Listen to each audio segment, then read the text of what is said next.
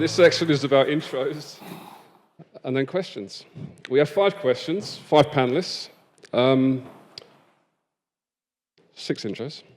So I'll start with myself. I started life as a software developer in telecoms. So I moved to financial services at JP Morgan. At some point, I was involved in risk system development and then derivatives. And then I joined UBS and Credit Suisse. So I guess I've spent over 2 decades in the risk and derivative space now.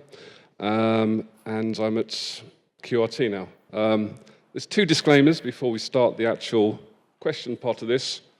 One is the individuals on the panel are representing their own views, not that of their firms, past, present, or future. And in the spirit of Agile, the second disclaimer is this is entirely unrehearsed, so I've absolutely no idea how this is going to go. But I'll start, I guess, from my right. Kevin. The mic's on. Can people hear me? Ooh, it's a bit weird. Hi, I'm Kevin. As you can see, I run equities risk tech at Citi. I started in structural engineering, was a window cleaner, bringing it up to about 2000 via IBM. I joined UBS. I've been in the Citi since then, so 25 years in banking. 10 at UBS, 10 at Credit Suisse, 5 at Citi. I've run middle office, life cycle, did a bit of pricing around sort of structured products and stuff like that, and then spent a fair amount of time doing risk. All of that within the equities asset class and most specifically derivatives. I think that's probably me. Cheers. Thanks, Kevin. So I'm Fuzz, and is the mic on? Can you hear me? Cool. I've been in the financial services industry for about 24 years. And I was very lucky to be architect and team lead. So I architected, built, and ran FX options in NatWest for quite a long time. And I built the intraday risk system there with my wonderful team there. I built a number of cross-asset risk platforms, especially for the post-2008 crash with the CRD4, Basel III space. And I got into payments, but also somewhere along the line around 2009, I got into crypto. I thought it had some potential. And so I set up a consultancy to bring in some of the engineering and regulatory practices, or at least what we anticipated the regulatory space would become, into the building of new platforms and helping startups set the journey up for providing services in that space. And we, one of our clients, part of an investment round, bought our company, and we had helped them with the initial MVP.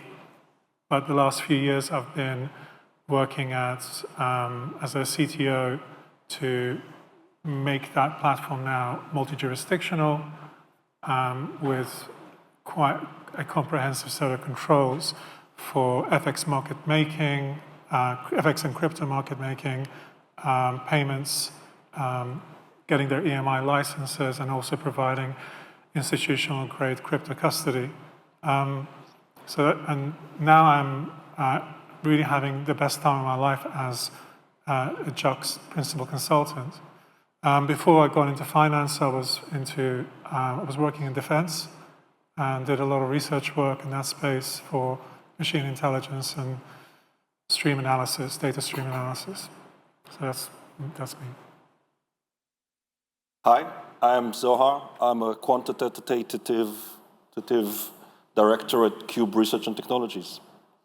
Same old. Before that, I spent some years writing computer games, and then when that dried out, I had to go and do some financial-related things. I worked at BNP Paribas and UBS and Credit Suisse, and then back at UBS unintentionally.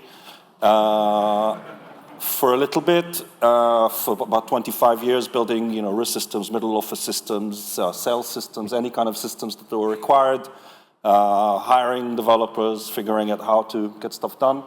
And today I'm in Qube Research Technologies, which is a multi-strat hedge fund, and having fun. I think I talked a little bit about myself earlier, but maybe just a couple of things to share. Throughout, I've only worked in investment banking, which is a little bit boring, sitting here hearing everybody's done 5 different things in their life. But throughout my 20 years in investment banking, that's where I met all of these people. So I have at some point in my career worked with Steve, Kevin, Faz now, Zohar. I mean, he's a legend. I never worked directly with him, but hear about him all the time. And now, obviously, today I met Henry. So's Kev. Yeah, that's me. Stop there. Okay. That's me. So I spent the last 15 years or so working for a variety of product-led machine learning startups, usually as CTO or head of data.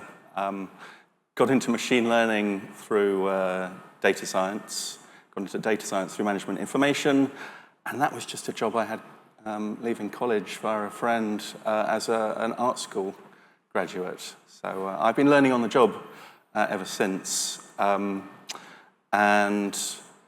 I wrote a book in 2015 called Closure for Data Science. That was really trying to encourage developers to get out of the danger zone in that Drew Conray data science Venn diagram, where they've got technical expertise and domain understanding, but not good statistical rigor. And it was around then that I first met Malcolm, and I think you already heard that reputedly I paid JUXT's first invoice, and now here I am as a principal engineer and AI chapter lead. Very good, thank you. Okay, question number 1. The theme is standardization versus innovation. And I'm going to ask Faz, first of all, to give the group, the panel, your thoughts on that. Yeah, I might be a bit contrarian. I hope. We like that, apparently. Okay.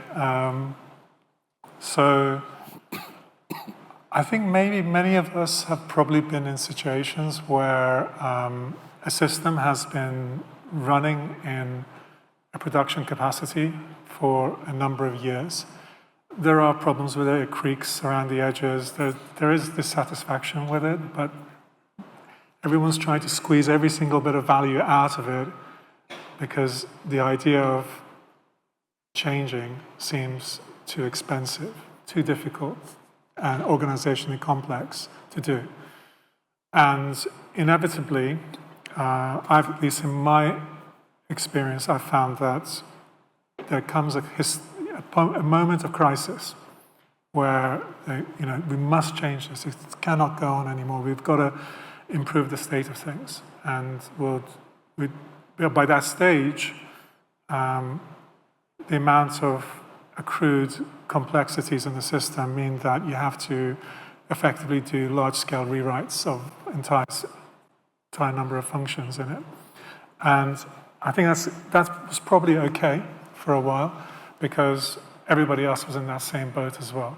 Because everyone had to do occasional rewrites, and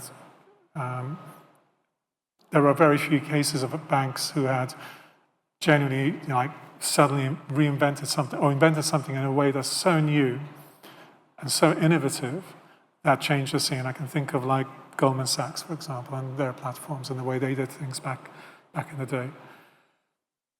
So I've taken a different approach with my last 2 startups, which is to embed the idea of innovation as a core concept within the culture, similar to the same way that you manage a risk log. If you've got you're running an organization, you'll have a risk log somewhere to say these are the issues that we've got, but also think about innovations as components of that, opportunities. And in that way of thinking about it, it's not just something we just talk about at lunchtime or in a pub meeting or whatever, but there is a metricized way of thinking about what is the opportunity possibility here, and crucially, what are the trigger points, the observations that you need to see to trigger that initiative. And then there is a kind of a cycle of like, let's do spikes, let's do some sort of experiments, capture some more data points, and think about evolving the platform. But so I don't know if that sort of answers the question of, how you do innovation. It sounds, if I may paraphrase, are you saying that you try and embed innovation as a sort of working practice? As a fundamental working practice, and it has to be lived and breathed every single week. Yeah. Living and breathing every week. Zohar. Yeah, I think it's a very, very old and common problem, I think, in very large organizations. And I think, again, looking at least my personal history in these kinds of places, standardization is sometimes not a bad idea, or many times not a bad idea. The problem usually tends to be with the people who are doing it. And so typically what happens in large institutions is the people who are very, very good at what we do, which is engineering, are busy engineering somewhere near the P&L or somewhere where the money is. And so they will be engineering for the business lines. And then the people who are tasked with doing standardization, whether it's in platforms or build tools or anything like that, are generally, no disrespect intended, but are generally perhaps not at the same level of quality in terms of how they are brought in. Many, many times this kind of job is outsourced. And it's not really seen as a super important kind of thing, or where you really want your best engineers to be working. And it's exactly the opposite, in that these people have massive impact on every single developer, every single engineer in the company. And so for the sanity and well-being of your organization, you need to flip that and actually be in a position where you put your absolute top engineers on doing that, because they are obviously have a massive reach and massive impact. And I think the other thing is, premature standardization and lockdown has a much worse impact than diversity. And so you have to be super careful about your choice and when you decide to do that, because you can just do a lot of damage. And so doing a bad job of standardizing on something is always much, much worse than not doing it and actually having diversity. And so you have to be very selective in standardization, and standardizing on something that is not evolving very fast at the point where you're doing it. B, has obviously massive benefit, and C, you put the right people to get the quality. It's a carrot and stick game, and most large organizations forget the carrot. They just come with the stick. And really, ultimately, the best way to do it is just coming with a massive carrot. It's not a pun, or, I mean that literally, but, you have to deliver such obvious benefits, and people really want to use the thing that you're standardizing, that it's really not a thing, right? Everybody will come, and then the rest you can come and gather with a stick if need be. But that's generally what I've seen work well. It's not how large organizations sadly usually do it. So I can see John and Malcolm writing down my worst standardization experience, and you're a keynote speaker next time. Henry. So, I should contextualize my experience, I suppose, which is mostly in relatively small startups. We're talking about 50 to 150 in size, which I think is relevant. And some of what I've done is go in as an interim CTO and do due diligence and look at teams. And quite often, I'm doing that because there's been a vacuum and the tech team are kind of talking to themselves. And so when we're talking about innovation versus standardization, I know that I can talk to some people in the tech team who regard themselves as being very innovative. They're not actually focused on solving the business problems. They're not, delivering the customer value that, is paying their salaries. And so I think it's very important that, we talk a lot about technical debt, but there's this concept I became aware of called innovation debt, where, if your tech team is focused on undifferentiated work, maybe with the best of intentions. Maybe they are, doing their best with microservices, or they're trying out lots of cool ideas they're reading about, and some of them might be useful. But if there isn't a good framework for evaluating why they're doing that, and it's kind of all for nothing. Very good at innovation debt. Kevin. Yeah, it's a subject that's quite close to my heart, to be honest with you, because all these questions are close to your heart. Well, I wear two hats, right? If you want good outcomes from a sort of technical point of view, you want to build good software, in my experience, the best way to do that is you get highly motivated, talented engineers and you enable them to do their job. And that's sort of where I've been successful, and it's fun. Do you know what I mean? This is a big part of this is fun, and it's about motivation. But these talented, good engineers, I mean, for a start, they're expensive, because if you're going to hire someone who's expensive because they're good, don't then ignore them, right? Because you can get cheap people to do as they're told, but you won't get the outcomes you want. So you get talent and then you enable them, but the best engineers are also the most curious and the ones who want to innovate and they want to look at stuff and all this. And if you lock that down, then they get bored and they move on, and then you're left without the best engineers, and then you lose out on the best outcomes. And I also, I write code, I push pretty much every day, right? So I am an engineer, maybe not the best engineer. There's a lot of people who can explain that.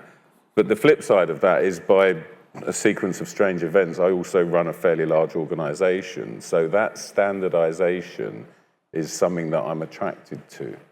All right, so, and you'll see this in accountants or program managers, all this kind of stuff where, wouldn't it be great? And we think, and we would love for all of our developers to just be fungible resources, right? Pawns on a chessboard, numbers on a spreadsheet, and you can just shift them around, right? Just put them where the need is most on an almost daily basis. And it doesn't really work that way.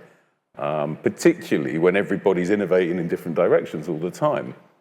And I have, a fair few people working for me now. I have a lot of repos and all this kind of stuff. And I believe a repo has like a vibe, it has a groove, right? And I'm not saying one's better than the other, but what I try and encourage with my engineers now is, can we sort of all try and vibe in the same way? Follow similar patterns. And as the manager, I would love everyone to be fungible. As a developer, I want the freedom to do whatever I want. So I talk in these terms, it's almost philosophical. And the idea is that if you pivot between one project or another based on demand, or even if you get into sort of a squad mode, it's about productivity and stuff like that. If you've got a similar vibe, then it's easier to just switch between these things, right? So it's really about productivity. But if we shut down the best people, they'll move on. So I kind of boiled it all down to one statement, and this is what I tell the people who work for me. All things being equal, just use the same thing, all right? So I don't want 200 JSON parsers, okay? If you need to parse JSON, just parse JSON, pick one. I won't make the decision, you're empowered, but let's not have hundreds of them, all right? But if you're doing something different, go do something incredible and have fun, do you know what I mean? So yeah, all things being equal, do the same thing, that's your standardization. And if you're doing something different, do something awesome, Yeah. So I'm going to stick with the groovy, vibey theme and ask Jing to describe your dream perfect engineer. Heaven.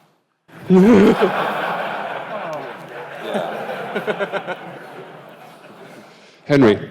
No, carry on. I'm not done yet. Jing's not ever actually worked with me, not that close. Or else you wouldn't say that. Well, it's without saying, one must know your trade. Passionate about technology and always learning, because this tech industry never stands still. And that's, I mean, I did a computer science degree, and what I found is I'm really struggling is I constantly have to catching up on the latest. Some people, and perhaps I'm not as passionate as some pure technologists here, and that's something I struggle, but that's something I really admire in an engineer.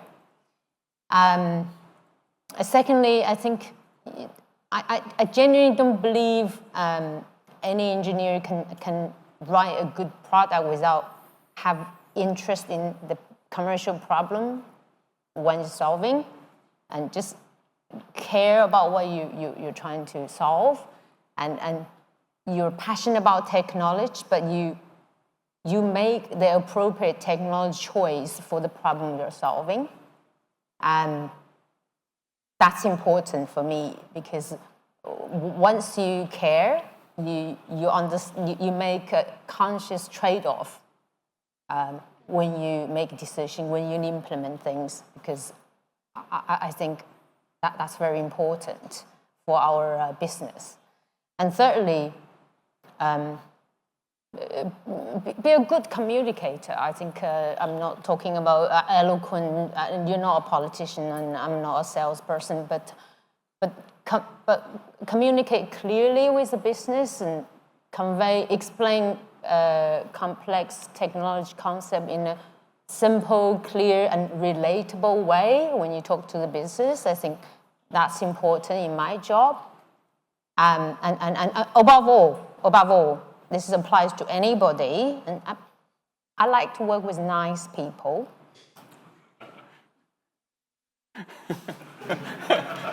And on that bombshell, Henry. I mean, yeah, Sorry, you have. Just last one. Just, I know, no matter how good you are, be open, collaborative, and be humble. And I think that's Yeah, my I mean, there's a dream. lot of themes that you mentioned that resonate with everybody there. Yeah. Henry, now it is your turn. Third time lucky, Yes, yeah. Third time lucky. Well, I mean, I agree with Jane. In reflecting on the kind of the brilliant jerks that I've worked with in my past, there's definitely more of an art to creating a team, and they have been extremely valuable in the companies that I've worked for. But in general, there's something that you mentioned just then, which was good judgment, being aware of the whole problem, and there's the kind of the lessons of lean software that I hold quite dear, and that idea of optimizing the whole is quite a big one. And I can't not use the word phronesis, having introduced it in that talk earlier. The idea that being able to exercise good judgment, which involves kind of really nuanced understanding of what might be going on in a particular situation, is something that is undoubtedly really valuable, especially if that can be used as a force multiplier in the team, And one of the things that I have been kind of aware of in the kind of consulting work that I've done is that some of the best team members in an engineering team are actually not the engineers. Like, I've been super surprised by that kind of valuable perspective that can come from testers or from administrators or from other members of the team who are ensuring that the technical team are really aligned with what's going on in the business, why it is, what the technical team is for, what their job is. And I had one more point that I wanted to make, which is really about conflict, which is conflict and ambiguity, like being comfortable with conflict but not seeking it, being comfortable with ambiguity but seeking to reduce it. Those, to me, are a sort of cluster of factors which make for people that I really enjoy working with. Very good. empathy themes there. Randomly, I'm going to ask Sohar next. Perfect engineer, developer is a very tough question. I'm currently, I would say, torn between Claude Sonnet 3.7 Max and GPT-03 Mini. I think probably 03 Mini because is quite terse, it doesn't say much, is probably where I am at the moment. I think this is a question that might change in the not too distant future. I think when we do this next year, it might look quite different, have a different complexion on it. I think in general, I did a talk in XT24 last year, which was called Not So Clever, and which was about how we kind of like simple things and to doing simple things and why simple things are good.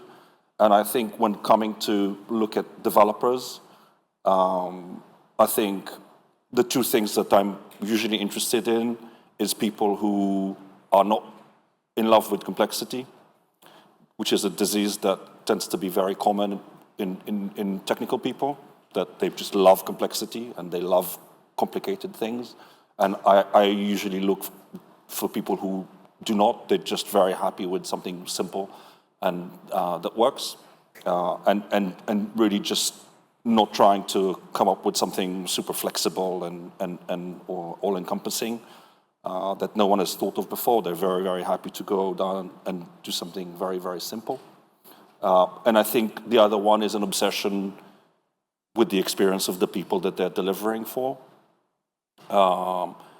Whether it means that someone has asked a question on chat that doesn't go unanswered for more than a minute, or you think 7 times about how a feature would work for the users, and you're completely obsessed with the perception and the experience that the end user has of the software you're delivering, and that's what gets you out of bed. It's not anything else.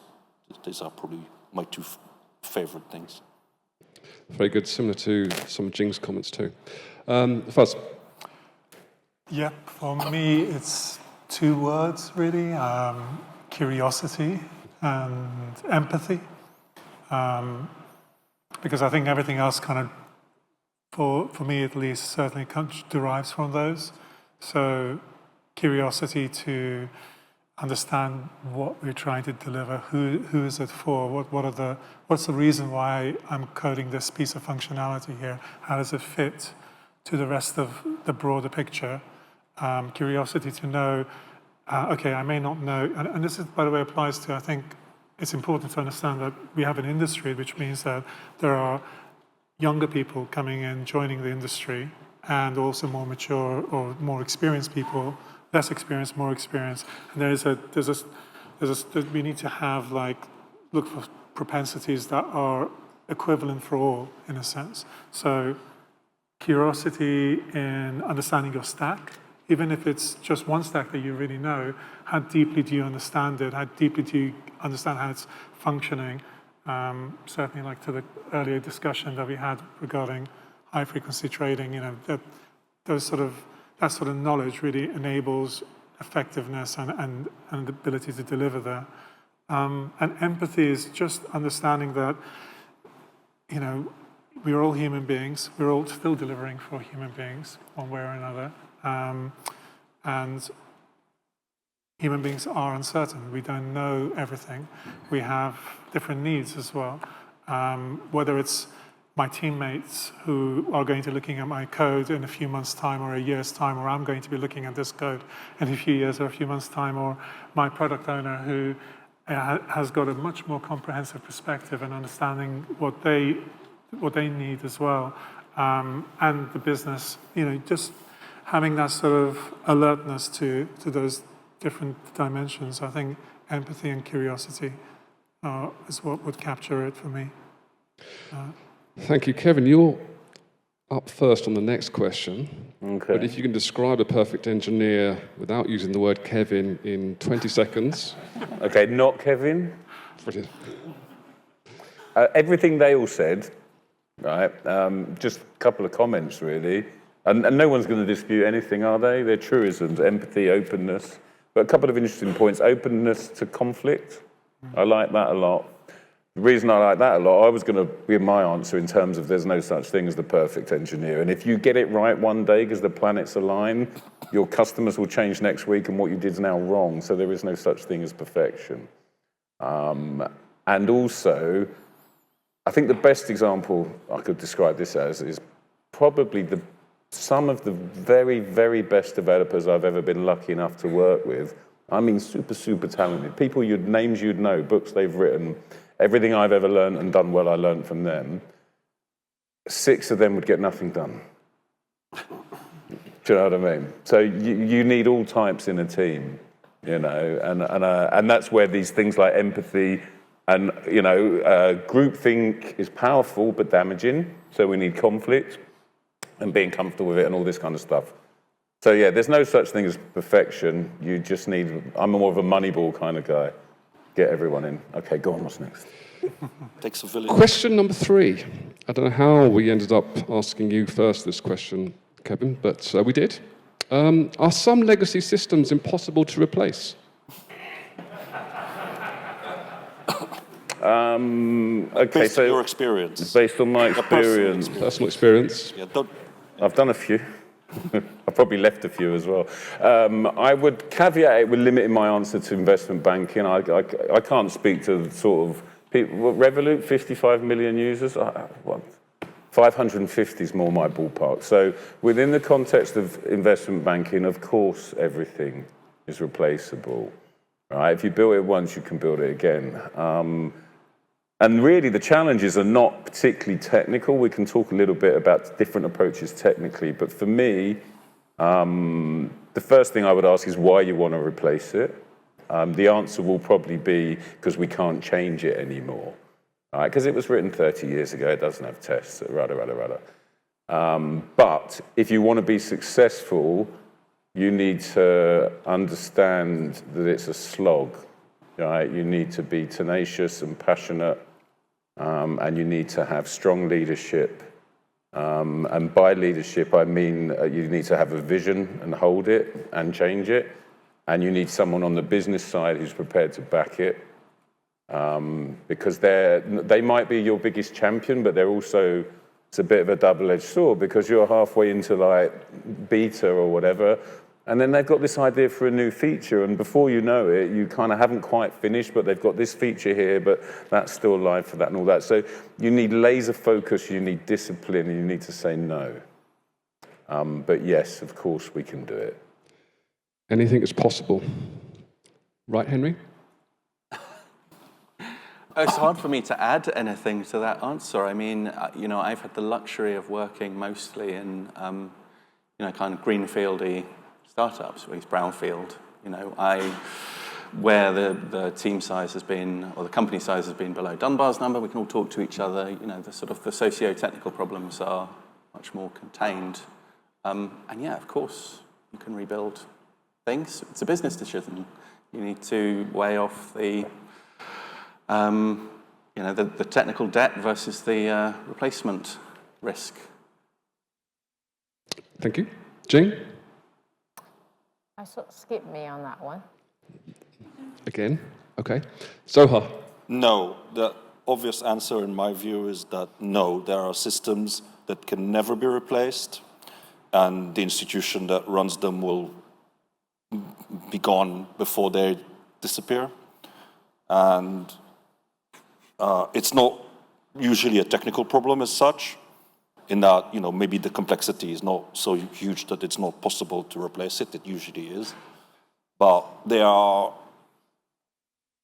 things that were built at a time where perhaps, especially if you look at banks, where there was a lot more money to play with, there was a lot more margin to play with, there was a lot more freedom in terms of financially to kind of do whatever was required to chase P&L. And now when that is gone and these systems are still there, and over years they kind of grow a bit like, you know, kind of climbers, they just grow everywhere and integrate with everything and connect to other things. And so disentangling them and removing them from the organization is so expensive and so hard and so prone to failure that the organization just has no appetite to do that, quite usually rightly so, I think. And there is really not enough of a benefit for doing it.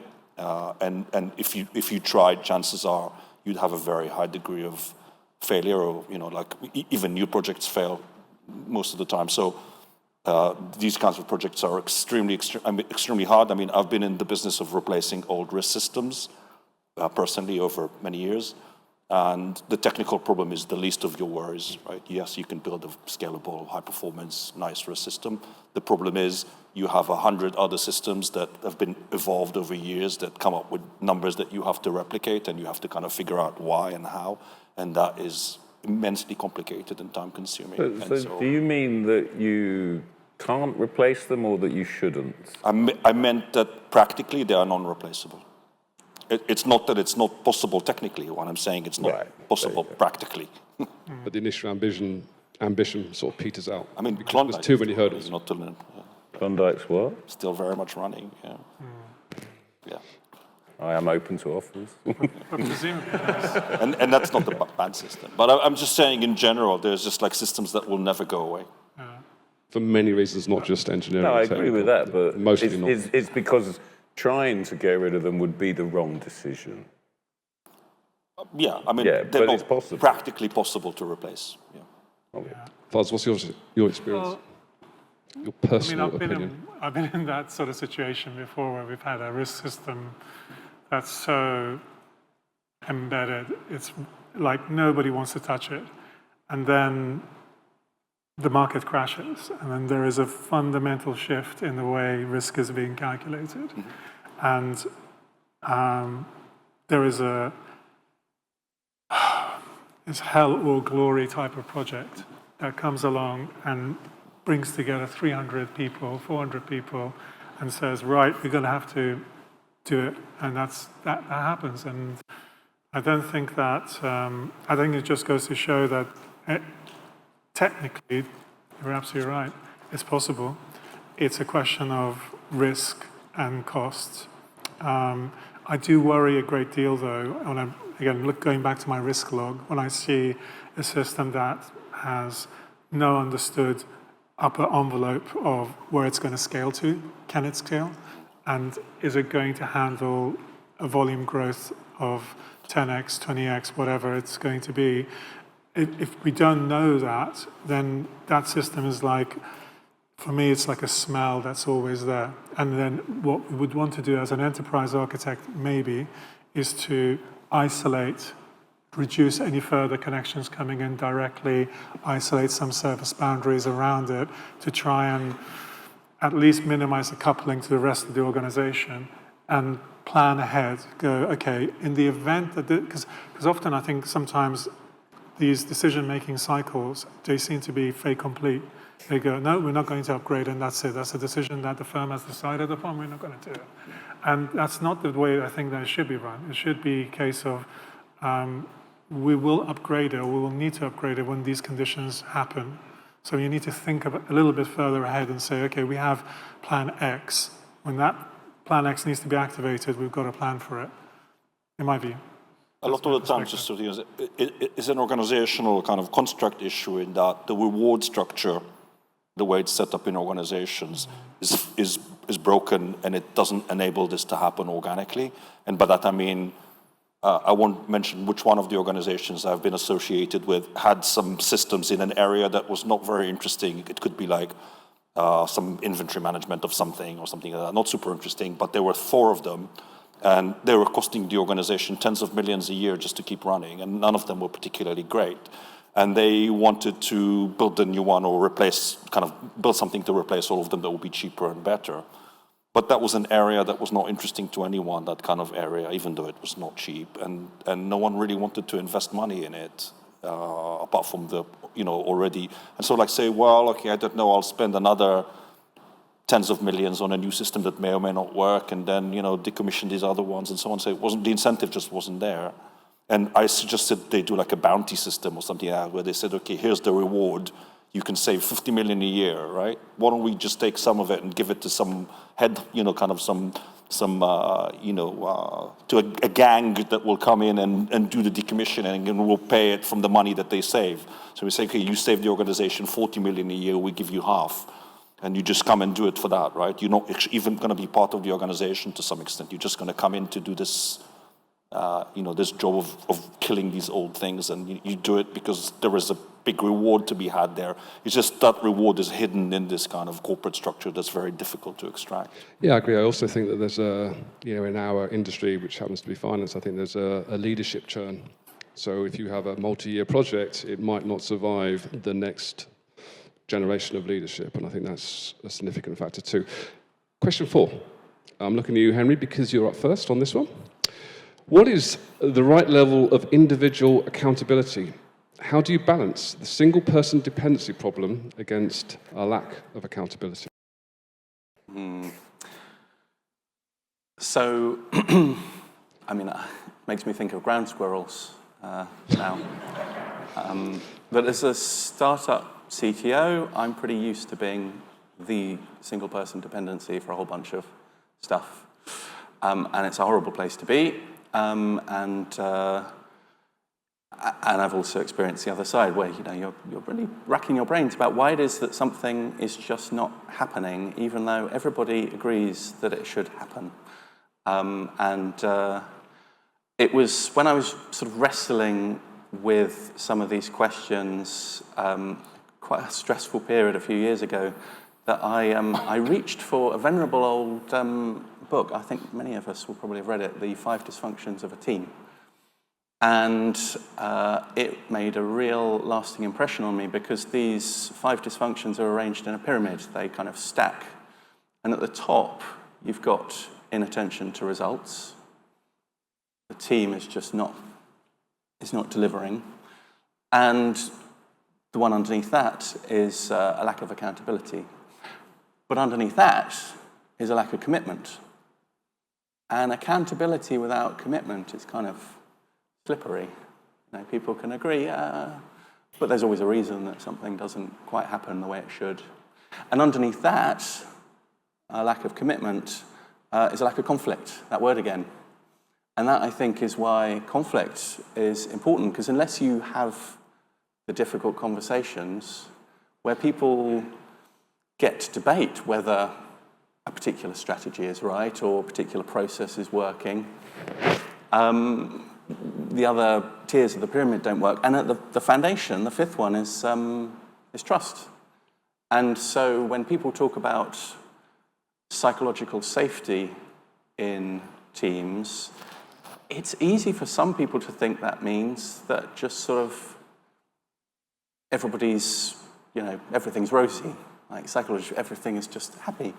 But actually, it, to me at least, means that conflict can happen because people trust that everyone is acting in good faith, that there won't be unfair repercussions, and that it's necessary as this sort of foundational layer in order that you can build commitment and accountability on top. And I think teams can be accountable, but only if they've been through this kind of process, because otherwise you end up with all the Spider-Men pointing at each other. And so my job, as I've seen it as a CTO, when I'm kind of dealing with team dynamics, is to create that safety, but also demonstrate what good looks like, and actually stop the line if there are quality issues, and take the heat for making that decision.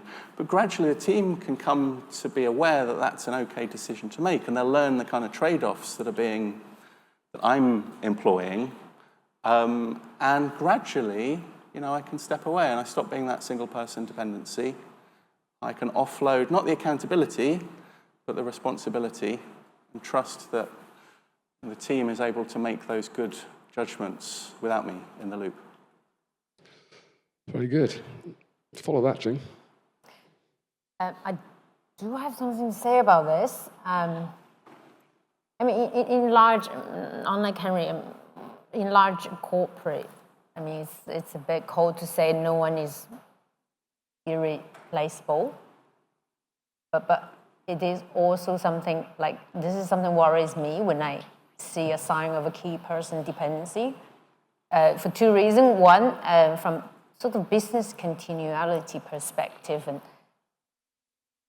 and the business need to run, and things happen, you know, that if you depend on a key person, and this person, it will burn out, and there's a lot of risk depending on one person. So that is a risk I look out for. And more important for me, I think I almost sometimes feel key person dependency. I mean, I understand why it happens. I mean, it feels good. And to be that person that everybody seek help, and the person who saved the world, the bank. But at the same time, I think it can be quite toxic to the team dynamic as well. You know, it does not encourage growth for the rest of the team. And you end up with teams that people who, I mean, good people, they take accountability. And you end up with teams, junior teams, that you can't keep them because they lose interest. So to me, this is something worries me. This is something immediate spot I wanted to solve. So this is something I have a strong opinion about. And I try to not make myself the bottleneck as much as I can. I don't believe, I think the good assessment of a good team player is, if you're not here, everything still runs smoothly. If you're not here, things fall apart, and I actually question about this individual. Yeah, you mentioned in your speech earlier about unicorns, and a few people next to me sort of piqued their interest. That sort of was a resonant point. There are people who have very unique specialist skills, and you end up depending on them rather a lot. We've got time. Yeah, we've got time. Yeah, before the next question. Zohar? There's two things I think I'd like to say about that. One is we have this notion of a bus number, right, which is quite common. I don't know, for those of you who probably know what it means, right, in terms of you always need to be very aware of your bus number, and that is the number of people on your... lottery number now. The what, sorry? Lottery number, it's a more positive spin. Yeah, quite. And that is the number of people on your team that need to be killed by a bus before the team stops functioning. And so obviously your objective is to keep the bus number large and positive, do we say? Large and positive. 15 significant figures. Yeah. Large and positive as possible, right? And so that requires you to quite actively go and make sure that no one is the person for X. There is no such thing as person for X. You know, there are many people who know X, and so that is just generally good for both the team and individually. The other thing I wanted to say, just because accountability is a little bit a thing, personally I find, and in that, for many, many decades when we hired people into areas I had something to do with, I always say to people, the contract that we make with you is freedom for accountability. That is the deal. This is the deal that we make. And that means that we let you make good decisions and you are responsible for them. Part of the problem in many situations, in many scenarios, is people are expected to be accountable for other people's decisions, or for decisions where they are not really kind of, you know, there is a paternalistic setup, or there is some kind of setup where, you know, comes back to standardization or whatever. It's like, well, you know, I was told to do this, I was asked to do that, this was the standard, you know, whatever, and so who cares, right? It's not my problem. If it works, it doesn't work. I don't really feel accountable for it. And really, accountability is table stakes when you're trying to build software, and so everybody's accountable. It's a team sport, right? But it's not a one-way street. You can't tell people, okay, you're all accountable, but this is what you're going to do. And so I think it's a two-way contract, right? So you expect people to be accountable, but you give them the freedom to succeed. Very good. Fuzz? So I know two firms, like actually know the people who are running them in the city. They're the new generation of firms that have started up recently.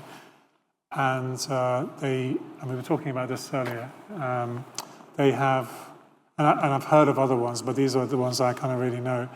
The tech function is just one person. And it's kind of terrifying, but for me to think about that, because you were talking about the bus risk or the lottery risk, it's really high. So what they've done, though, is to mitigate for that by systemizing the decisions that they've taken in the generation of what they have created, and just basically becoming hyper-documenters effectively. I think that's kind of interesting, and as the world changes and we see more startup, because there's, I don't think it's, Stripe and Revolut are the end of this.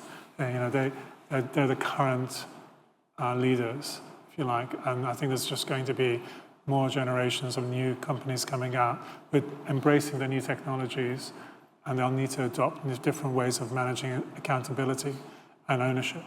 I really feel emphatically like, I really empathize with what you said about the 5 dysfunctions. And that's something it's a book that had a huge effect on me as well.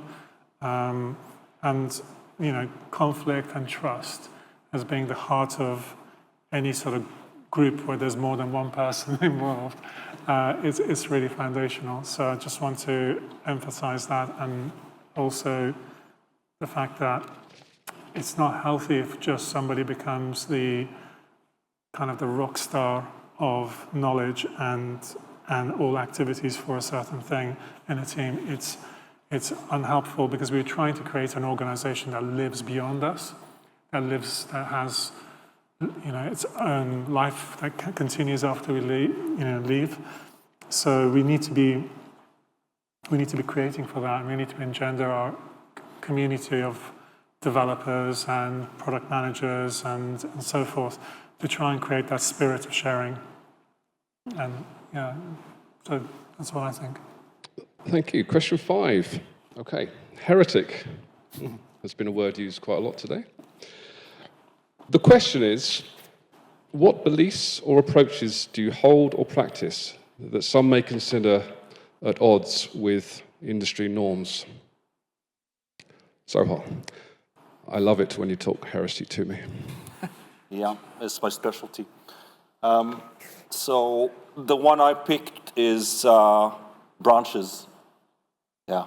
So probably one of the things I like to do most at work, I get a lot of people, especially younger developers and so on, come over to talk to us about how we work. And I've been very, very lucky in that for quite a lot of years now. I've been working with super high performing teams that deliver software very effectively, fast, and at high quality. And people come to talk to us about how it's done and the practices and so on. And I heard one of the interns tell the others that I invented Agile, which was quite nice.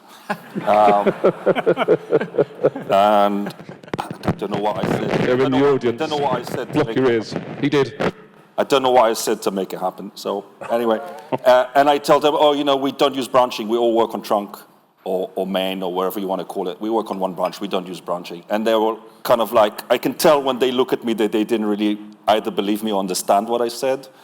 And so inevitably I pull them to my desk and I say, come, let me show you something. And we go to GitLab or whatever, and I open the project and I go to branches, and there's only one branch.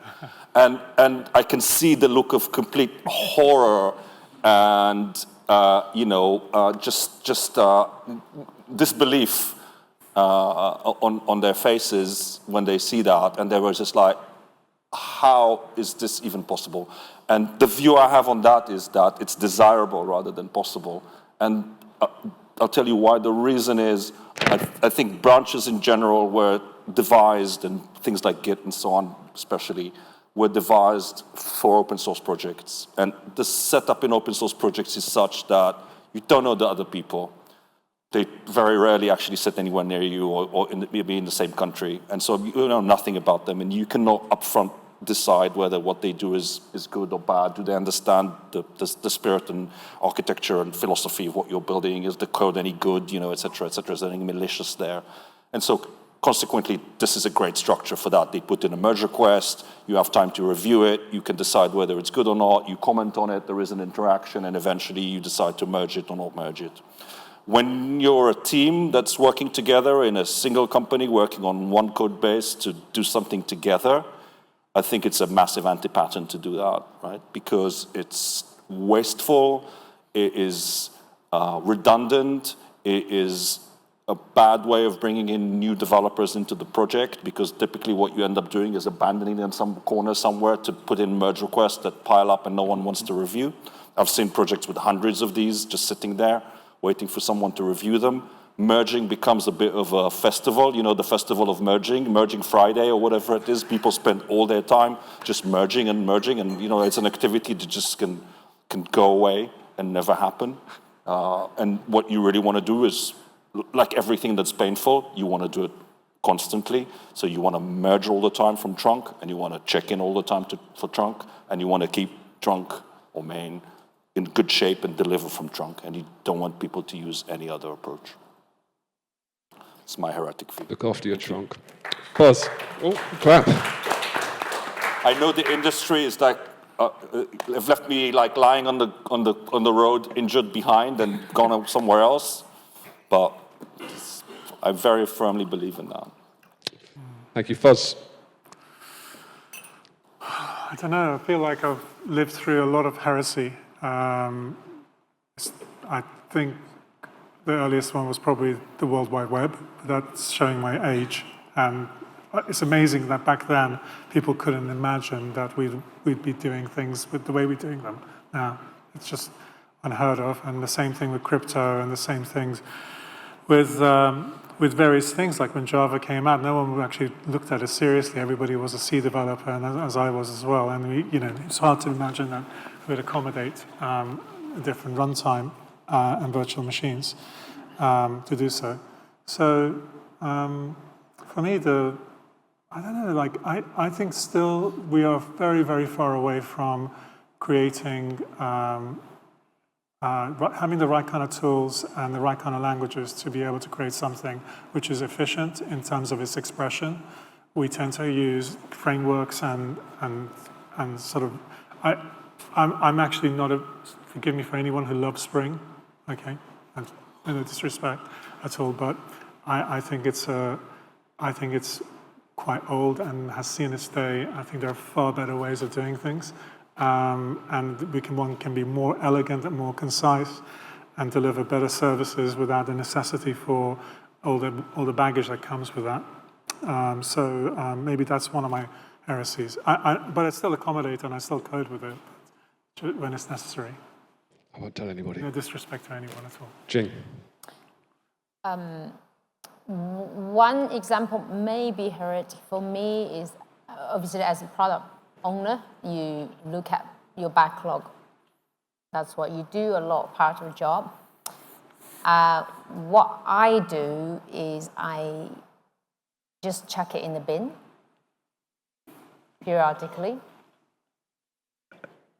because in banking, as I said, we waterfall planning, quarterly planning. So what I do secretly, people probably don't know, is that by the end of the quarter, anything more than 3 months old, I just bin it. One is I haven't got time. Okay. Two is if it hasn't happened, it probably won't happen. Three is it's probably just a gibberish of to-do list, and I just waste my time to looking at it. So I chuck it, let's start again. If it's important, people will bring it back again. Get my attention. People just filter through, it's important. And so I don't know if that's heretic, but that's kind of, I do, obviously. I Delete have everything older than 3 months. Obviously I have the autonomy to do it, which is, I'm thankful, but I know it's probably, I shouldn't do it in a lot of, Henry. So I think that hallucination in LLMs is good, actually. And we are actively sabotaging AI by trying to eliminate it. And there was a question after my talk earlier along these lines, and it's really to do with the safety aspects of AI are real. The problem of disinformation, the problem of providing a massive force multiplier to bad actors. And so I understand why we are fine-tuning LLMs to be safe and harmless.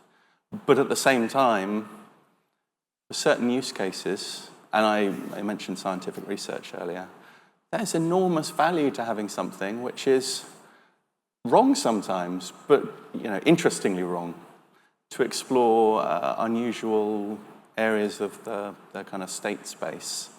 And inevitably, there are people who are actively trying to solve this problem, and you're getting dedicated scientific research AIs, which are trying to come up with this guy at the University of Chicago who's working on what he calls alien reasoning models that are trying to explicitly come up with scientific hypotheses that humans never would because of cultural conditioning, natural biases.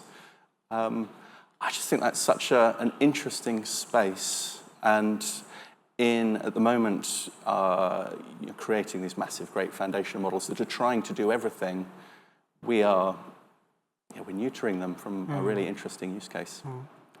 I think I want to come back to that if I can when it's time. I don't know. Apparently, yes.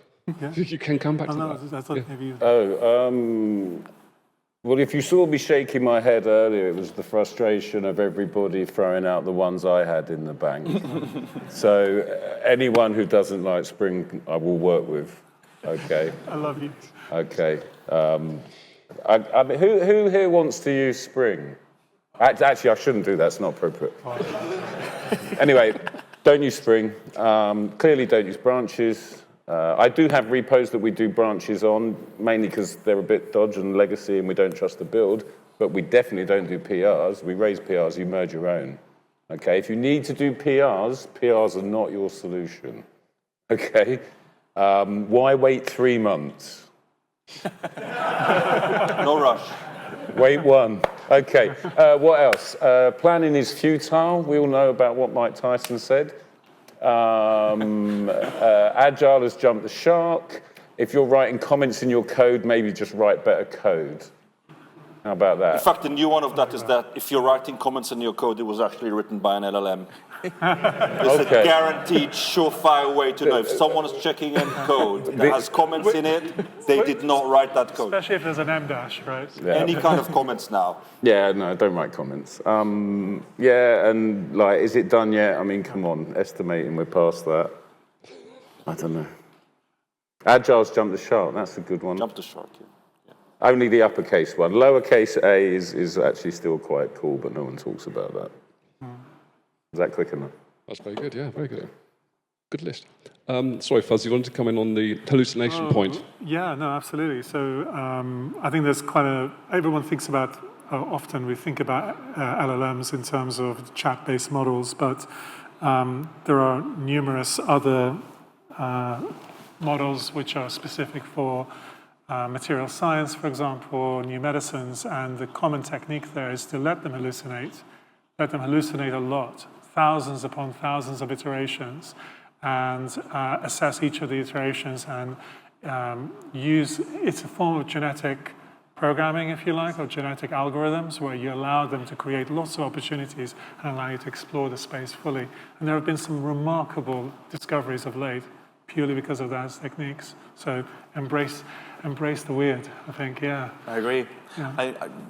I learned recently that the word hallucination in the context of ML, at least the first use case I'm aware of searching the literature, was a positive one. It was to do with vision models hallucinating faces, creating generative images. And I'm a real stickler, actually, and I'm getting quite boring about it, but I think we should call it confabulation. Like, Excellent. It's making stuff up. Hallucination is the wrong word. So if anyone wants to join Henry in the bar later for some more hallucination, please feel very welcome. In the meantime, thank you to my panel very much indeed.